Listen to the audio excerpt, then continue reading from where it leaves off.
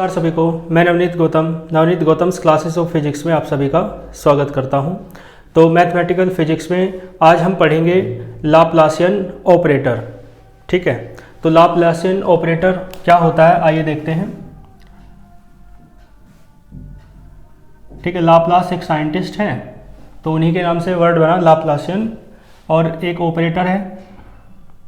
Operator को हिंदी में कहते हैं समकारक। क्या बोलते हैं? समकारक, यानी क्रिया को करने वाला।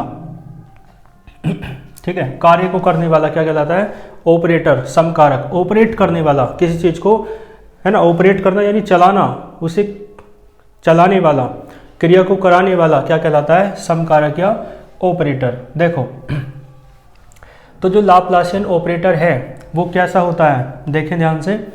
लाप्लासियन ऑपरेटर, इसे डेल स्क्वायर से डिनोट करते हैं, डेल स्क्वायर। तो ये क्या है?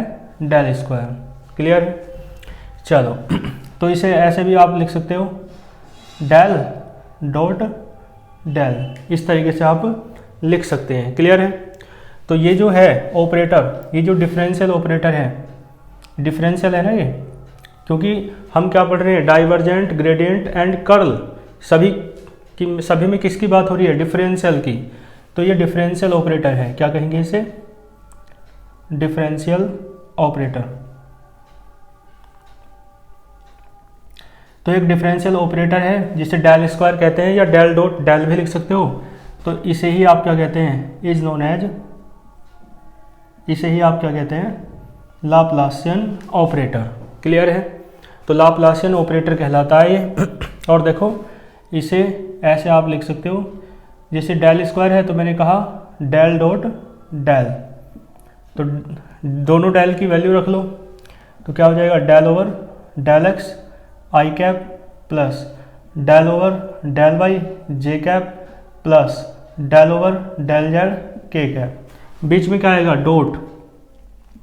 यहाँ आएगा del over del X I cap plus del over del Y J cap plus del over del Z के कैप। क्लियर है जी? तो देखो डेल स्क्वायर बराबर क्या आएगा? आई डॉट आई 1 हो जाएगा, तो डेल एक्स क्या हो जाएगा? ये del square upon del x का स्क्वायर, इस तरीके से हो जाएगा। प्लस जे डॉट जे, ये भी हो जाएगा del square upon del Y square, और ये हो जाएगा del square upon del Z square. ठीक है, तो इस तरीके से आप डेल स्क्वायर को लिख सकते हैं। क्लियर है? मान लो कहीं लिखा है डेल स्क्वायर फाई, तो इसे आप लिख सकते हो del dot del phi. Clear है? तो इसे कहते हैं, इज नोन एज या इज कॉल्ड लाप्लासियन। इसे क्या कहते हैं? Laplacian of function phi. ये जो फंक्शन है ना फाई, इसका ये क्या निकाला हमने? लाप्लासियन। ठीक है, तो डेल स्क्वायर फाई को तो आप क्या लिख सकते हो इस तरीके से, तो या ये, इसे आप क्या कहेंगे? Laplacian of function phi. और देखो लाप्लासियन इक्वेशन क्या होती है? लाप्लासियन इक्वेशन आपको पता है, जो फंक्शन है, किसी फंक्शन के बराबर में 0 लिख दिया जाए तो इक्वेशन बन जाती है। तो ये जो फंक्शन है ये डेल स्क्वायर फाई, इसे बराबर 0 के लिख दो तो ये क्या बन जाएगा? ये बन जाएगी लाप्लासियन इक्वेशन बन जाएगी। ठीक है, और एक बात और मैं बता दूं आपको, कोई फंक्शन है, मान लो फाई, इफ, है ना, फाई ए फंक्शन, फाई क्या है? एक फंक्शन है। वो कैसा होगा?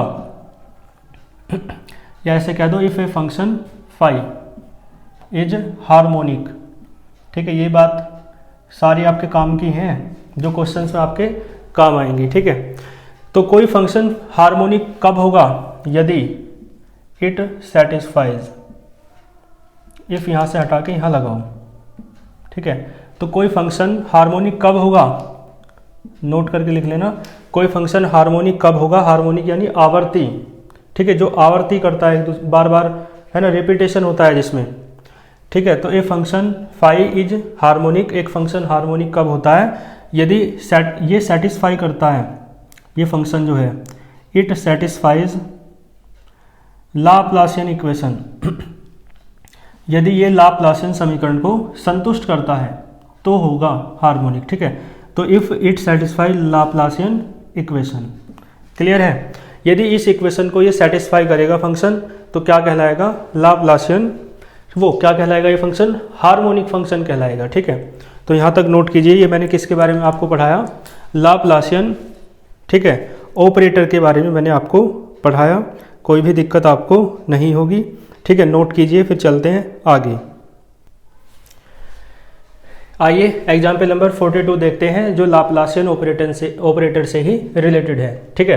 तो देखो उसने कहा सो दैट, आपको सिद्ध करना है कि ये जो फंक्शन दे रखा है आपको, ये कैसा है, हार्मोनिक है। और अभी मैंने आपको बताया कोई फंक्शन हार्मोनिक कब होता है, जब वो लाप्लासियन ऑपरेटर इक्वेशन को, लाप्लासियन इक्वेशन को सेटिस्फाई करता है, ठीक है। तो देखें फाइव दे रखा है, कितना लिख लो इसे, x square minus y square और प्लस 4z, ठीक है। फाइव किसका फंक्शन है, एक्स वाई जेड का, तो ये लिखने की तो आवश्यकता नहीं है, बस इसका कहने का मतलब क्या है कि five is the function of x y and z. अब देखो लाप्लासियन ऑपरेटर इक्वेशन क्या होती है, आपको पता है, डेल टू फाइव बराबर 0।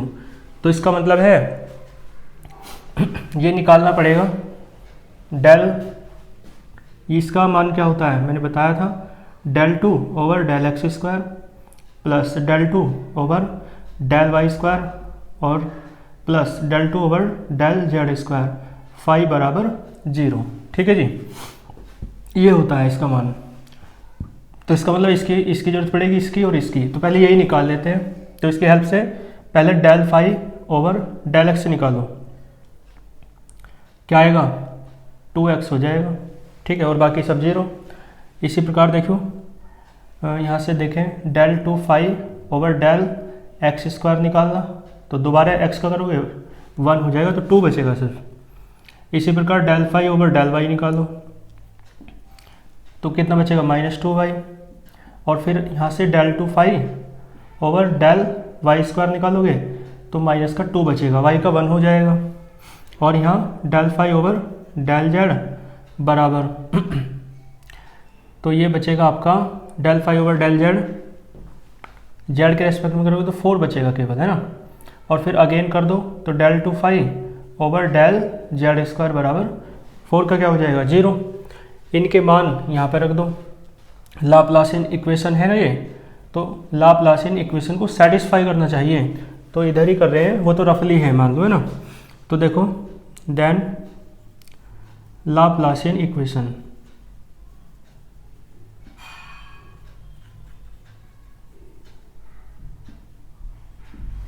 ठीक है जी, देन लाप्लासियन इक्वेशन, क्लियर है। तो लाप्लासियन इक्वेशन पता है क्या होती है, डेल टू फाइव बराबर 0। तो इसे सेटिस्फाई करने का मतलब पता है क्या है, कि LHS लो इसकी और इसकी RHS ले आओ तो सेटिस्फाई हो जाएगा। डेल पे वेक्टर लगता है, ठीक है, मत भी लगाओ कोई दिक्कत नहीं है, वैसे तो डेल तो है ही है ना। डेल कैसी क्वांटिटी है, वेक्टर क्वांटिटी। देखो डेल जो है इसका मान क्या है, वो रहा, तो इसका मतलब है फाइव के अंदर मल्टीप्लाई कर दो तो क्या आ जाएगा, del two five upon del x square plus del two five upon del Y square, del two five upon del Z square, clear है। और इनके मान निकाल रखे हैं आपने, इसका मान 2 है, इसका मान -2 है और इसका मान 0 है, तो देखो कितना आया, 0। तो RHS आ गया है नहीं, ठीक है। तो इसका मतलब है आप ये जो फंक्शन है ये लाप्लासियन इक्वेशन को सेटिस्फाई करता है, ठीक है। तो लिख देना this function five satisfies Laplacian equation, hence function five is harmonic. कैसा है फंक्शन, हार्मोनिक है, क्योंकि मैंने बताया था यदि ये फंक्शन लाप्लासियन इक्वेशन को सेटिस्फाई करेगा तो फंक्शन कैसा होगा, हार्मोनिक, ठीक है। तो ये हार्मोनिक हुआ फंक्शन, ये बात सेटिस्फाइड, वो ये बात प्रूफ हो चुकी है, ठीक है। यहाँ तक नोट कीजिए फिर चलते हैं आगे।